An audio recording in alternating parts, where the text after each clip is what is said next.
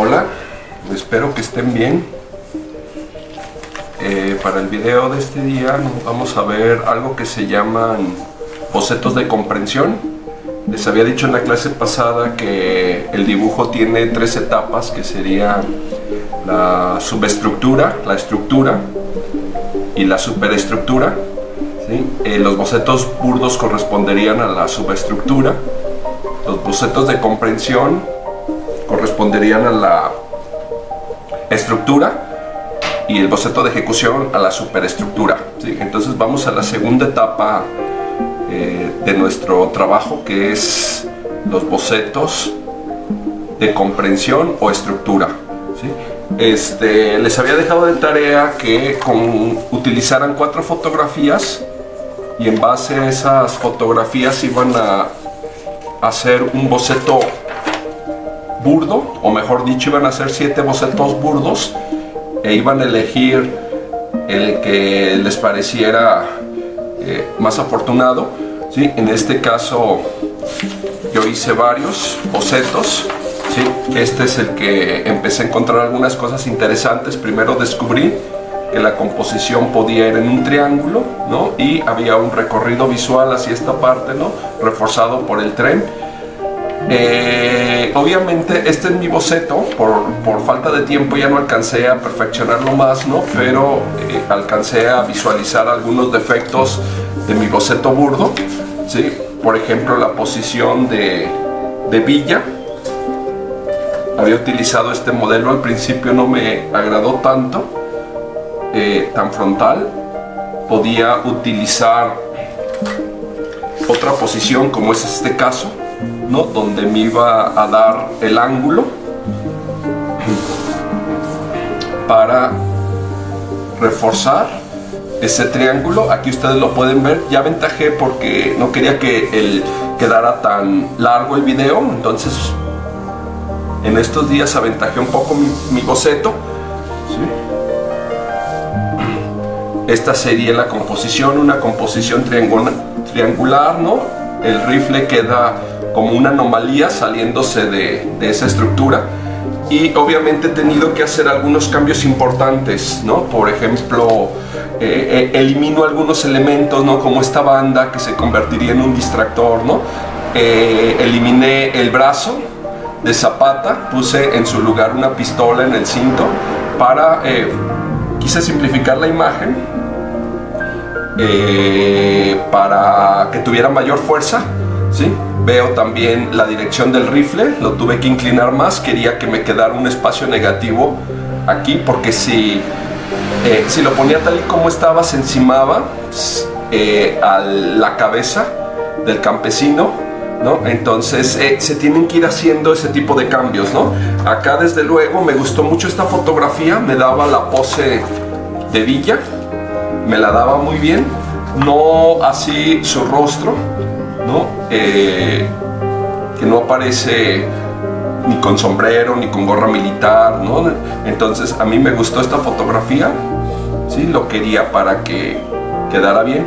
Y como ven, a diferencia de que se encontraban con una tendencia a la horizontalidad, aquí he puesto a Villa en un poquito más abajo, ¿sí?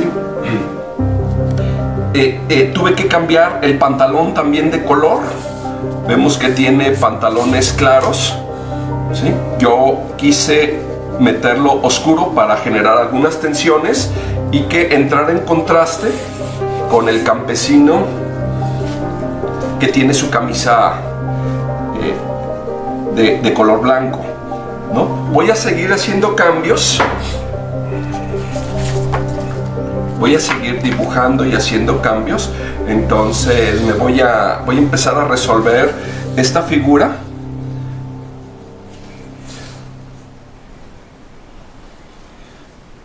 Y recuerden que les decía en la clase que esto funciona a través de tensiones.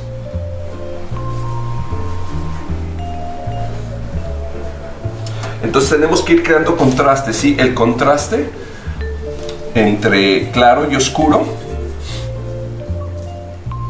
muy importante.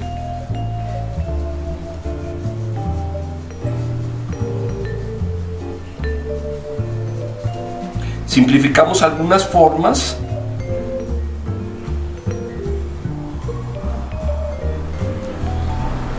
Cuando empezamos a dibujar, empezamos a notar que hay formas demasiado complicadas que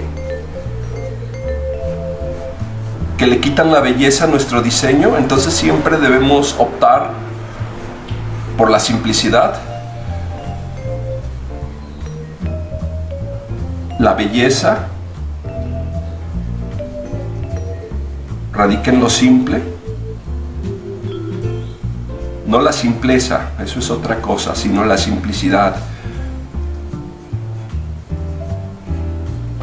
Entonces, a la hora de ir resolviendo mi diseño, procuro mantener esa simplicidad. ¿A qué me refiero? A que, por ejemplo, aquí está el Zapata con una espada, ¿no? El brazo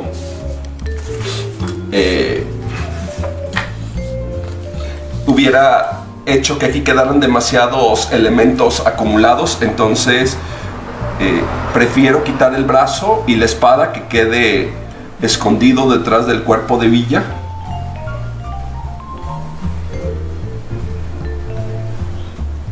¿Sí? El diseño tiene que tener una apariencia de sencillez, tiene que dar la sensación de síntesis. ¿Sí? Formas demasiado complicadas arruinan el diseño. Cuando se enciman unos elementos con otros,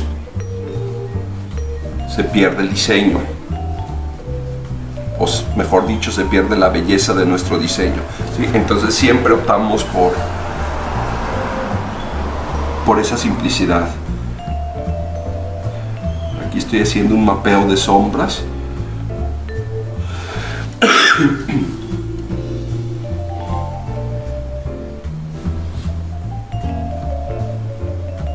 Pueden hacer ustedes los cambios que les parezca que van a generar tensiones y que van a obtener un mejor resultado. Es decir, estas son mis imágenes, pero no tengo por qué ser tan fiel a ellas.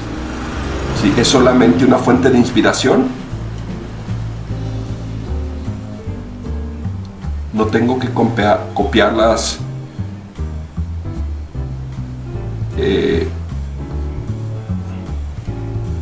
idénticas.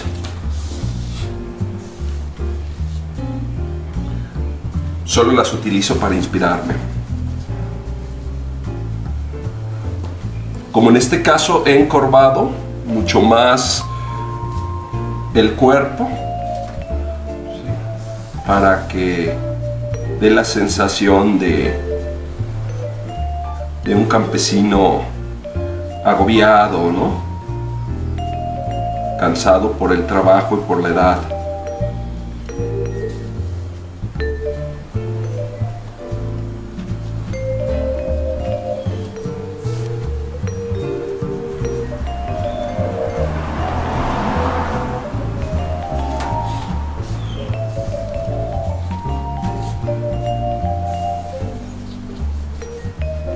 Aquí encuentro un detalle importante.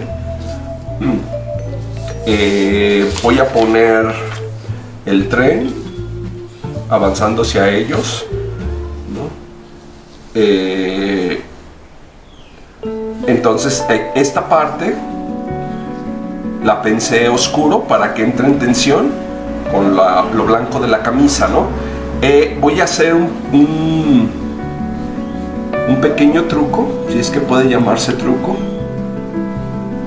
que consiste en crear una tensión, y para ello el pantalón que imagino de mezclilla lo voy a poner de manta, ¿sí? Porque quiero que ese blanco entre en contraste con el oscuro de la tierra. Entonces, en lugar de oscurecer esta parte del pantalón, ¿sí? El pantalón queda blanco. Meto algunas sombras.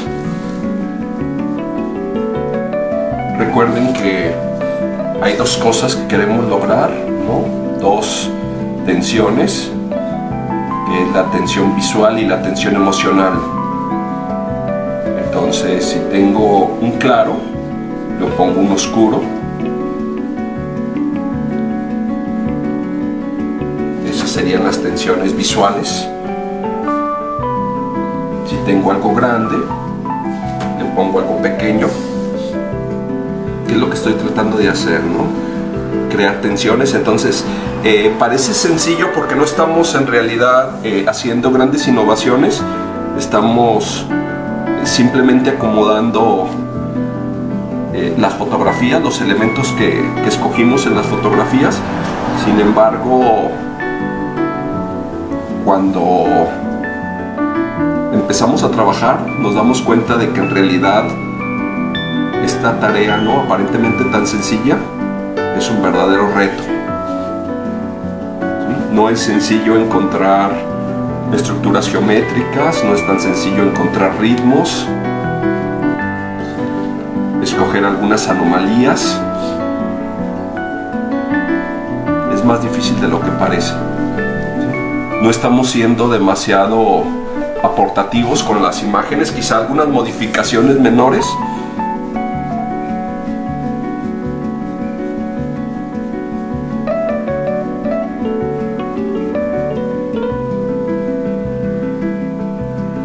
Todos tenemos ese sentido en la composición, no lo tenemos de un sentido innato.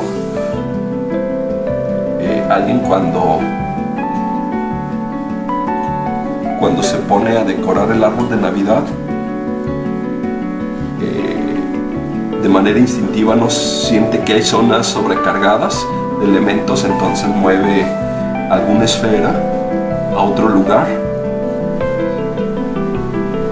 No todas las personas, desde luego, tienen desarrollado igual el sentido de la estética, pero todos en mayor o menor grado lo tenemos, ¿no? Y se necesita ese sentido para realizar una composición. La composición a mí me parece que es la parte más difícil de un mural, ¿no? Cuando yo resolví ya todos mis elementos, cuando ya resolví qué color voy a utilizar, cuáles son las tensiones en el color que voy a utilizar, ¿sí?, ya no me preocupo lo más mínimo. Es decir, ya el trabajo es algo relativamente mecánico. Muchas veces cuando doy clases percibo una cierta decepción porque los chicos quieren o tienen la esperanza de que pintemos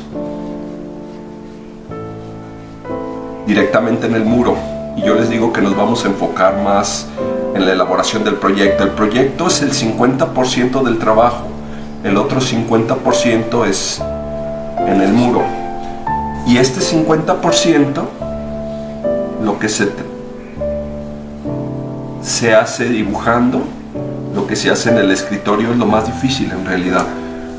Muchas veces ya una vez que yo resolví esto, todos los problemas de composición, a veces he invitado a chicos a que me ayuden y es algo relativamente sencillo, ¿sí? En cambio,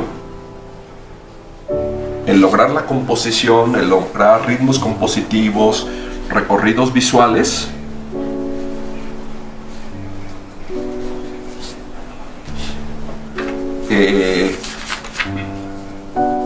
es donde muchas veces nos sentimos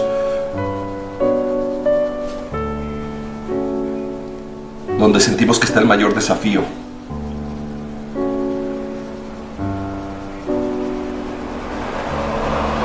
Hay una mística, desde luego falsa, en que se piensa que los grandes muralistas eran tan buenos que pasaban directamente a pintar sobre las paredes, que ponían una extensión en su pincel y empezaban y todo lo tenían ya en la cabeza, ¿no? Es falsa porque los buenos murales sabemos que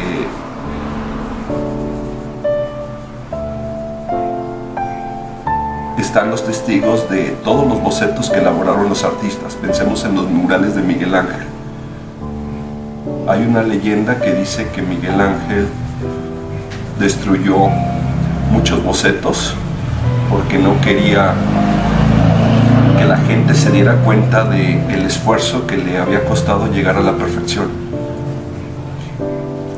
Afortunadamente se salvaron muchos otros también. Podemos nosotros observarlo. Hay una pintura de Rafael en donde está la Virgen, el Niño Dios y San Juan Bautista. Cuando lo vemos nos parece muy bella la composición, sin embargo están los bocetos de él. Cuántas veces intentó la composición hasta que obtuvo el resultado que él quería. Entonces hay testimonios, muchos testimonios de que los pintores tuvieron que ensayar muchos bocetos antes de optar por una composición que les parecía bella. Entonces no esperemos que nos ahorramos este trabajo. Esta es la parte más creativa. Honestamente es la parte que a mí más me gusta, pero a la vez donde llego a encontrar más dificultades.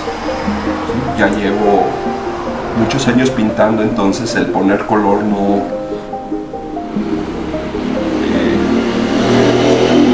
me desafía demasiado. Lo realizo de una manera más bien rutinaria, pero el componer sí te va a desafiar. Puedes hacer estilizaciones, como aquí yo quise poner unos dedos con algunos efectos expresivos. Puedes exagerar, hacer las manos más grandes. Como les digo, esta fotografía es solo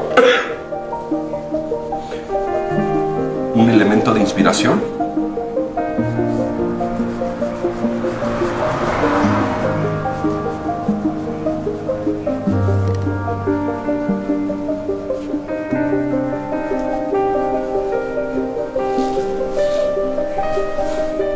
Empiezo a resolver las sombras, aunque sea de manera muy sintética, porque quiero observar, ¿no?, el efecto completo, ¿no?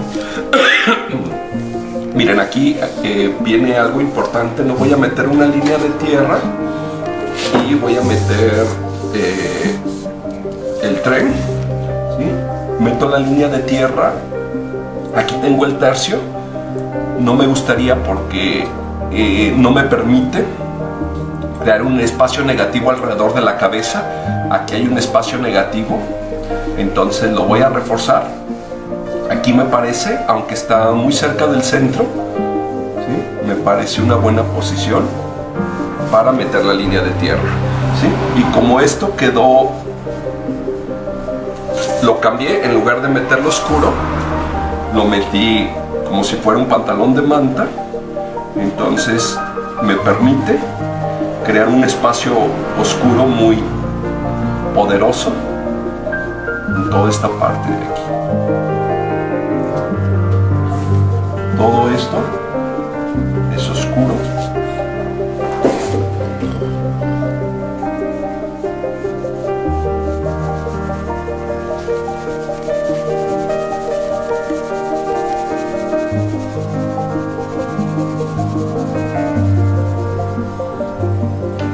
Voy creando otras tensiones, como les decía, la tensión de mayor, menor. Tenemos un elemento grande, elementos medianos, y con el tren tiene que ser un elemento pequeño. ¿Qué pasa si todos los elementos no los jerarquizo? Entonces compiten unos con otros, ¿sí? Entonces quiero que este sea mi elemento principal, mis elementos secundarios, y este que sea un elemento terciario, ¿sí? Componer es crear un sistema solar Tu elemento principal es el Sol, los elementos secundarios son los planetas y los elementos terciarios son los satélites que giran alrededor de los planetas. A veces cuando veo trabajos de alumnos, todos tienen el mismo valor, ¿sí? Unos elementos compiten con otros por importancia. También conviene de que el detalle no sea igual para todo. Es decir, lo que quiero que llame menos la atención lo resuelvo de una manera más austera. Lo que quiero que llame la atención lo resuelvo con más detalle. En el boceto de ejecución, perdón, en ese boceto todavía lo puedo perfeccionar más.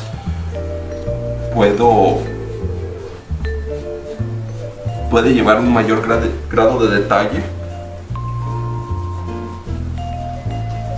Puedo resolver con más cuidado elementos que estoy trabajando con cierto descuido. El tren tiene también esa función de señalamiento.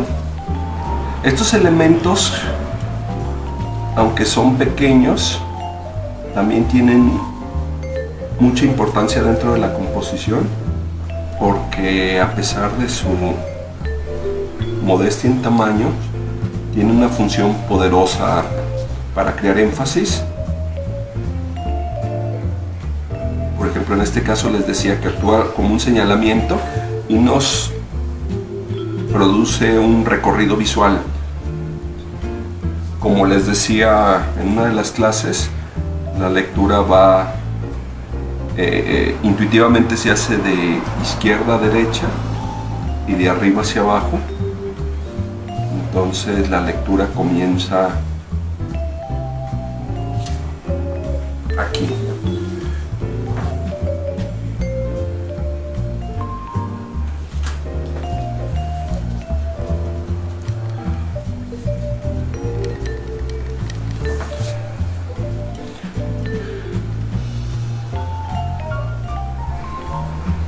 Entonces estos elementos, por pequeños que sean, no los debemos despreciar. Tienen una función, sin embargo, muy importante. ¿Sí? Dos cosas. Primero, que no llamen la atención excesivamente para que quede bien jerarquizado nuestra composición. Y otra es que tengan una función útil. ¿Sí? Todos los elementos que no los necesitamos en nuestra composición, vamos a eliminarlos.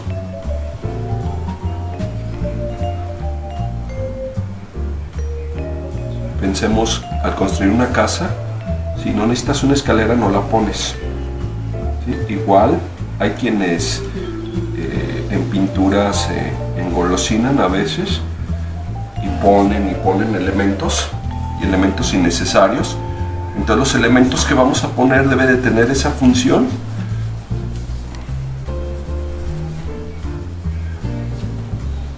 Sí, los necesitamos. Aunque hay elementos que tienen una función compositiva, ¿sí? Que quizá simbólicamente o conceptualmente podríamos prescindir de ellos, pero compositivamente no podemos prescindir. ¿Sí? Este elemento tiene esa función compositiva. Desde luego está contextualizado, está en el contexto de la revolución. Tengo un espacio negativo muy poderoso, ¿no? Entonces estas piedras, ¿no?, van a tener esa función. No quiero, ¿sí?, con este espacio blanco que entren, que compitan. Por tanto, empiezo a resolver, ¿sí? No quiero dejar ese espacio tan grande en blanco. Podemos utilizar una gran cantidad de texturas, ¿sí? Yo por el momento las hago muy sintéticas. Espero en el otro dibujo que les decía, ¿sí?, poderles mostrar de cómo las texturas también nos ayudan a crear imágenes poderosas.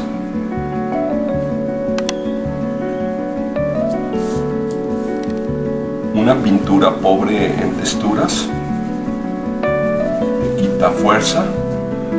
Oye, dejo este espacio, ¿no? Las piedras se van desapareciendo. Entonces nuevamente vuelvo a meter un espacio, se convierte en un espacio negativo, mientras esta parte entra en tensión y lo convierto en un espacio positivo muy fuerte.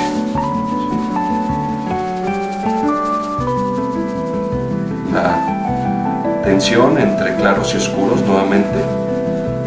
¿Sí? Aquí hay un tono medio, se va aclarando.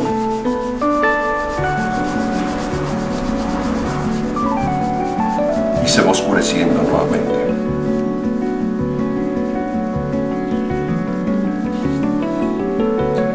Ya simplemente explico, ¿no? Tenemos aquí,